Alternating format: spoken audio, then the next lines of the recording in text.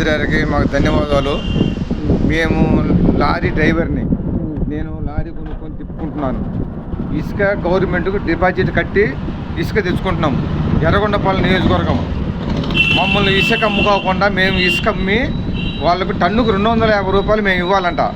నేనైతే ఇవ్వను, నేను పేదవాడిని. పేదవాడి కడుపు కొట్టడం అన్యాయం. కనుకనే ముఖ్యమంత్రి గారు మీరు ఈ ఇసుక విషయంలో, నా లారీ విషయంలో మీరు కనికరించి మమ్మల్ని వదిలేయండి. నా లారీ ఒక్క లారీ, నేను లారీ తిరిగితే నాకు భోజనం, లారీ తిరగకుండా నాకు లేదు.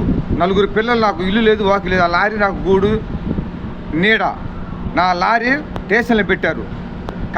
ఒక కాంట్రాక్టు ఇసుక కాంట్రాక్టు ఇసుక దందా చేసే సీను ఖమ్మం అతని చెప్తే పోలీసు వాళ్ళకి చెప్తే కానిస్టేబుల్ వచ్చి నా లారీ తీసుకెళ్ళి స్టేషన్లో పెట్టారు. ఇది న్యాయమేనా? ఇది రాజ్య పరిపాలనేనా? కనుకనే మీరు దయచేసి రాష్ట్ర ప్రజలు మొత్తం వినండి, మంత్రులారా మీరు కూడా వినండి నా వాయిస్. ఇది ధర్మం కాదు. ఇది లారీ వాళ్ళని నోర్లు కొట్టి టన్నుకు 250 రూపాయలు మేము ఎక్కడ తెచ్చిచ్చామయ్యా? ఇది న్యాయం కాదు. అందుకనే మంత్రి గారు, హోంశాఖ మంత్రి గారిని కానీ ముఖ్యమంత్రి గారు కూడా నా మాట వినండి, మాకు న్యాయం ఇచ్చండి.